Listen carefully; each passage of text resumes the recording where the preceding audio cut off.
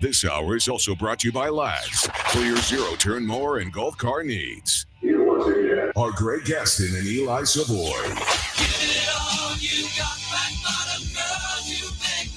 We welcome you back to Sports 56 Middays. 12:02 is the time. Final hour for us today here on the program. Greg Gaston, Eli Savoy, Max Vincent. We're in the Family Leisure Studios where family and fun come together. Family Leisure, 2120 Whitten Road.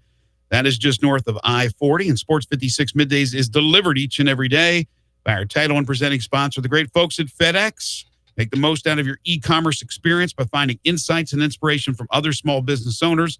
Learn more at fedex.com/e-commerce. Don Wade, normally at this time, we've moved him to 12:30 because we have some special guests in studio. Very happy to have Damion Baugh of the Memphis Tigers, one of their tremendous signees in this incredible class of 2019. And Tony Sarwar, an old friend who is the strength coach for Team Thad. He's an assistant coach with Lemoyne Owen.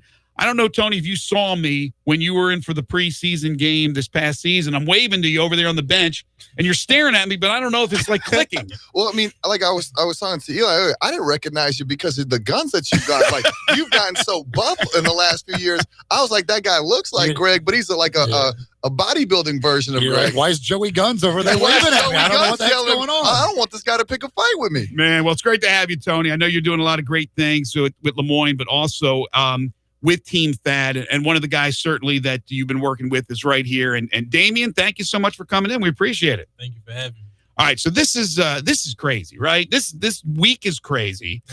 You have been signed for a while, but 3 more players to the Tigers and a possibility of another one at least. Are you okay with all these guys? I mean, because again, what I get asked, the question I always get asked is, there's only one basketball. You only have 5 guys on the court. Tell me about your thoughts about this class. The thoughts about this class is just, I mean, we all came together as a group and just thought like we all come and play together. We can win a national championship, and I feel like we can do it if we just take it one game at a time and we all just lock in and play as a team. And I feel like if we all come together, that's what we can do. For you individually, why did you want to go to the University of Memphis? Why did you want to play for Penny? To be honest, I wanted to play with James, DJ, and Malcolm, and then they were like the other guys were gonna come, and then Penny was the coach. So I was like, Penny played my position, and he was like, he can help me get to the NBA. He remind me, well, I remind him of me. Well, the other way. Right. But so a tall point guard. So from that point, I was just thinking like, is this really the right choice? And then I sat down with Tony, and I sat down with her, and I sat down with my parents, and it was just like, Memphis is the choice. So I picked. Okay, so when you made that choice, this was prior to Boogie Ellis. It was prior to Lester. Again, you want to win a national championship. You're assembling the best talent. Of course, Penny is assembling the best talent he can. But I'll get back to my original question. I know when you signed, it was, hey, you expect to come in, light it on fire right off the bat, be the point guard. Now with these additions, do you worry, or does the competition that you're going to have not bother you at all? Nah, it doesn't bother me. I feel like it can help me in the future. Because in the NBA, that's how it'll be. Hopefully, when I make it there, that's how it'll be. It's like a job. So if I don't want my job taken, I just got to perform in practice. That's the right attitude. Because so many guys shy away from competition. I love to hear that. You mentioned, obviously, you know the other local guys and James. All that. How much do you know these other Boogie and these other guys? Or have you had a chance to talk with them much? I'm sure you've seen them along the AAU circuit, all that. But do you know them very well? I would have to say the only one that I really know that well is Lester, because we went to Pangos together, and I guarded him in the All-Star game. But we didn't really know each other, so it was just I didn't know he was getting recruited by Memphis, but now I do. How did you do guarding him in the All-Star game? Good. You know, one thing, guys, I want to jump in and say this. You know, the thing about Damion Baugh is everywhere that he's ever gone, just to kind of, I think Damien's one of the few guys that the city needs to know a little bit more about, right? And people know the other guys. And Damien, the one thing about him being a 6'4" point guard, Coach Norton Hurd has been on him, and he is the toughest coach, I think, as far as an AAU side, to get these guys prepared. He has guys going on the pros. He's got guys going to every college. You name it. He's like the John Calipari of getting guys to the league. Norton Hurd is the same way. He gets them into college. And if I say all that to say, Damion is a 6'4" point guard who will excel with better people around him. Mm-hmm. When he says he wants James Wiseman, it's because he knows that that's what he does. He can set you up. He can attack a defense, and he can score when needed to, but he's looking to break the defense down and get the other assets involved. Now, if you leave him go, he's going to dunk it. He's going to put it on top of your head. But if not, he wants to play D.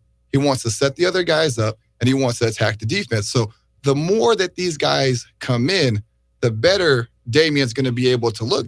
Now, he's going to be your triple-double guy. Now, he'll be the unsung hero because he can lock up the entire floor. So people who may not have seen him in the city, may not have watched him game, being the guy being one of the guys who have been able to be with him these last few years, right, he's going to lock a guy down the whole time, right? He's even now that Lester's on the team, he's going to lock a guy down, and he's going to be able to run a team. You love playing defense, Damien. Yes, it's okay. What areas of the game of basketball do you have to work on the most, do you believe, making this transition from high school to college? I'd say everything. Work on everything. Yeah, because it'll be different from college.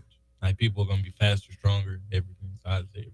So do you think it's, Tony, is it, you're working them out, is it getting bigger, stronger for all these guys basically in the offseason when they're going from high school to college? The speed of the game is going to increase. And the one thing that we're very blessed that we have, the resources we have with Team Thad, and what you guys might have even seen it, we have like what's called the Herd League, where we have all of the top players from the surrounding, whether you're a pro, it's an invite-only league. So you got NBA guys coming back in town. You got college guys coming back in town. And what we do is we put guys like Damien, the guys that we really train, to work with those guys. So it's the speed of the game that he's going to have to get adjusted to first and foremost, because that speed is tough. Secondly, for him, the biggest thing is, once you have to gel together, now he's got to gel, right? You got to gel. You got to figure that out.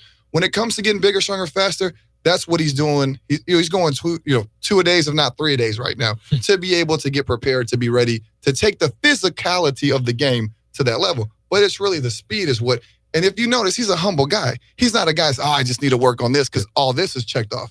You heard what he said, right? He said, I need to work on everything, because his mentality is he wants to get to the next level. And he's never, from when he started, he's always had to be that guy. I don't know anyone else who's jumped up 30 rankings, 30 spots in ESPN. He just jumped up 30 spots because of his hunger to be able to be great. And I don't think he's one of those young men, super quiet, but you feel that Damien, and he's right here, we're talking like he's right here, but you feel that Damien, of the guys that Memphis is getting, is the one not being talked about enough and should be being talked about more. Am I right about that? Well, I would feel like, I think the people in the basketball community know who he is.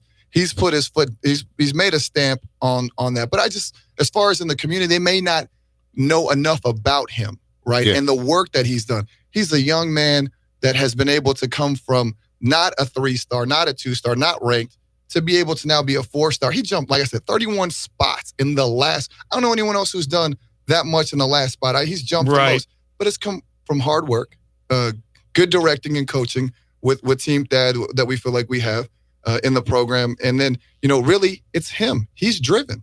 He's not happy with just being that guy. He wants to be the best of the best. And it doesn't matter who you recruit. It doesn't matter who you come after. He's looking to compete with the best of the best. How hard do you think it is, Damien, for a group with so many new guys coming together to kind of develop chemistry? Is that a big challenge? Nah, it won't be a challenge. I feel like, it won't be a challenge. It's not going to be a challenge for the simple fact that, we all had the same goals, and that's against the NBA. But if we play together, then, we can all go to the NBA. All right, let me ask you this. So you don't feel that chemistry will be an issue. And obviously you have talent. You all have talent. But what you lack is experience at the college level. Now they're bringing in a guy like Rajon Tucker from Little Rock, who is a grad transfer. So he's a guy who's been there, done that. Does that concern you at all, that a bunch of young guys, because we've seen it with Kentucky and other big-time schools, they bring in this fabulous class. They don't always win a national championship. Is that of a concern? Not really, for the simple fact that, Penny Hardaway is our coach. Like, he's been there before. So it's just, he'll get us together. He'll get us right. Lean on Penny, because he's been there, done that. How would you grade yourself as a outside shooter, 3-point shooter? Out of how? What's the rating? How do you grade? Between 1 to what? Like 1 to 10, 1 to 100? 1 to What's 10. the 1 to rating? 10. Talking about now or before? Now, right now. I'd say about 6 or 7. What was it before? About a 3. Really? So you've worked So that's really something you're hard working hard on right your now. 3-point shooting. That would probably be, if there's anything that you would identify as far as what we feel like we have to work on more right now, what we've talked to all the scout or like all the guys in the Evan Daniels and all the local guys and how they do the ranking stuff, like that would seem to be the one where he probably has to just get a little bit more consistent. He can shoot it, just got to get the consistency down and the speed. Let me ask you about patience, because the goal for you and for just about all these guys is to make it to the next level. And that's why you go play for a Penny Hardaway and you play for a big-time program, which is certainly on the rise again. But do you have the patience? Let's say, because you're a competitive guy, you just said, hey, you like the competition. How about if you don't win the starting point guard job to begin with? How about if the playing time is there, but it's not as much as you would like? Do you have the patience to wait your turn and you'll get your opportunity? Yes, sir. I know I get my opportunity. And when the opportunity comes, then I have to make the best of it. Yeah, we had DJ Jeffries on in here, and he said the same thing. He goes, hey, look, I'd love to be a one-and-done guy. Yeah. But if it's not in the cards, right, I'm ready to do my thing and to get better and improve. Because there are some guys, and there have been, Tony, over the history of basketball, the sad stories when we didn't have a one-and-done, when guys can go right from high school, they're just, what were they doing? They were jumping and they weren't making it. So patience is a virtue. It really is. And I think the one thing, the other thing, just to go back to remind you, like this, of course, the generations have changed as far as a basketball player who it is. The one thing that I feel that we have with Damion is that he is as quiet as he is off the court, is as fierce as he is on the court. Mm-hmm. And competitive wise, of course, you could put any stars. You can rank a guy a 5-star. Greg, you can rank him a 3-star. I can rank him a 2-star. The star rankings doesn't matter. What matters doesn't determine anything. It doesn't determine anything. That's just what one person's opinion of the other. It's what happens in that square and what's going to happen. Now, for him, he's had that challenge his entire life. No one knew his name at the beginning. No one knew anything about where he came from, what he did. And he's had to put that work in. So when you ask the question, are you worried about those type of things? He's going to get the opportunity to be able to perform, which he's always done. I don't want to take that away from him, because that's when he thrives the most, is when he's getting challenged. And that's what's going to make him great. Do you come in with a little bit of a chip on your shoulder, feeling like maybe you are a little overlooked in this group? Yeah, I'm gonna be honest. I'm gonna be honest. Because when you hear the media, they're talking about obviously James Wiseman, and why not, the number one player in the recruiting class, but then here's DJ, and here comes Boogie Ellis, and here comes this guy. Say, oh yeah, but don't forget me. I mean, I feel I'm going to come in. I'm going to be your point guard. And I think that's more I think that's more of the media and the peers of the media. But as far as his peers respect him. His peers. Sure. He's played with DJ Jeffries, and knowing when he came across, and we've had him play. He's played with Tyler Harris before, and Tyler was actually one of the reasons too. I think they had some conversations in the past, and Tyler was like, "Yeah, man, come on." He was instrumental in getting you to Memphis. To Memphis. So, knowing that, as long as his peers and the coach respect him, my thought was just as far as the media, because everybody, rightfully so, you got the number one guy. That's what the headliner is. But who's going to get the number one guy really to go? Who's going to get him the ball? Who's going to get him the ball? Who's going to set him up in those right positions? And I think they've got. We got the opportunity. There's another segment where they did like a 4-person sit-around conversation, another interview that was done. And I thought it was the coolest thing to see the 4 of them just sit around and talk. Mm-hmm. You could feel James's energy with Malcolm with DJ with Damion. And the 4 of those guys were, you would think that they played their entire life. Now, some of them have played ball together for a long time. Right. But the 4 of those guys just look really, really, really good together, really comfortable. But what's crazy is there are 4 more. There could be 4 more. Right. Well, to me, with those 4 guys, especially the 4 local guys you're talking about, we've had, as I said, DJ in here, we've had Wiseman, we've had Dandridge on there.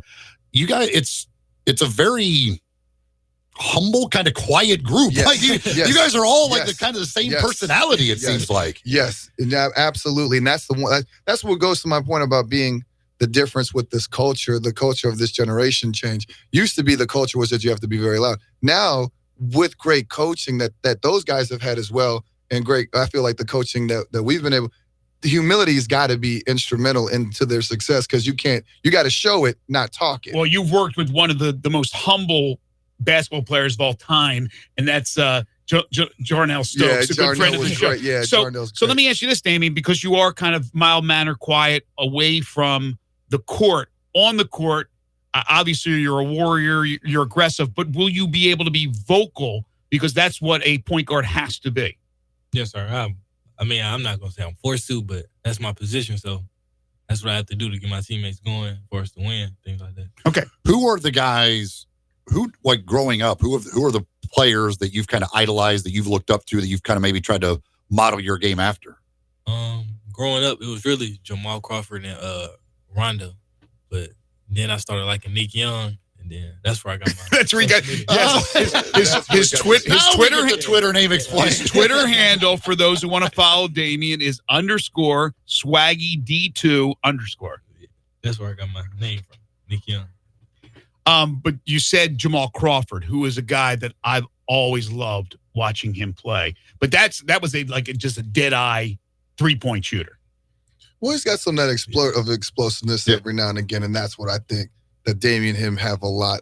And again, being a humble guy, he says he gives himself a 6. I'm gonna give him an 8, to be truthful. He probably started at a 6, and he's now gone to an 8. But having the opportunity to play at TPA last year, what'd you average, like 27 a game, in a really tough league in the grind session. So, being able to go, he's been able to start doing more scoring, where in the past he's been asked to be a facilitator. Sure. Last night he got the opportunity to do that. I want you grading my test. I like that. Yeah, Tony's good. I like that. He goes higher than what Tony likes you. I'll give him a 2-point curve on that. You could be a teacher's pet with Tony. Yeah, I got you.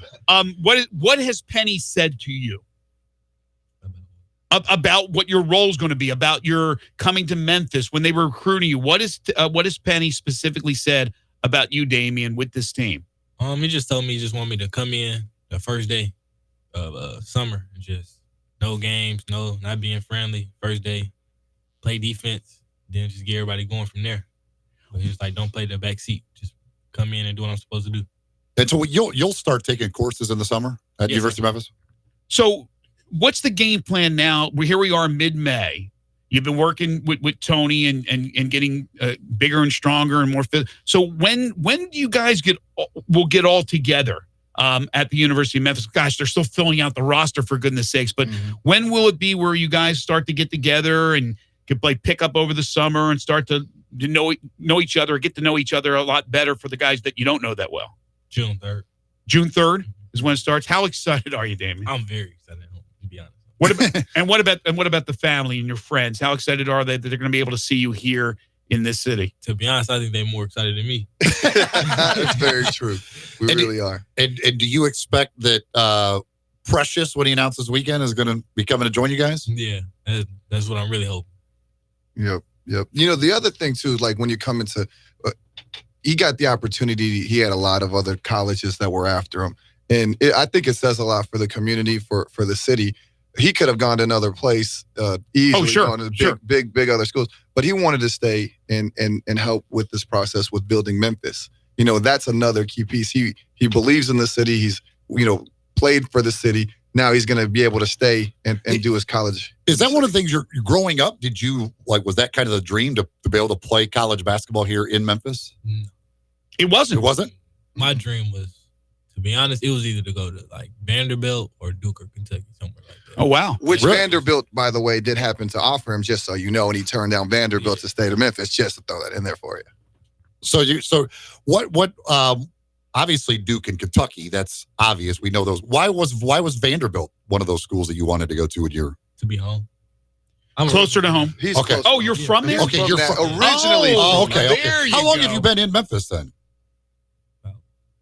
2 years. Yeah, 2 years. Oh, Okay. So there's the connection to Nashville from that standpoint. And see, that's even more the reason why I think that the area knows of him, but needs to know a little bit more about him. Like you think he's just staying home. He's staying home because he's made this his home. He's made the city of Memphis his home. I didn't know that. So it's basically like Wiseman, because Wiseman came you came same time he did. Exactly. Okay. So 2 years into it, what do you think about the city?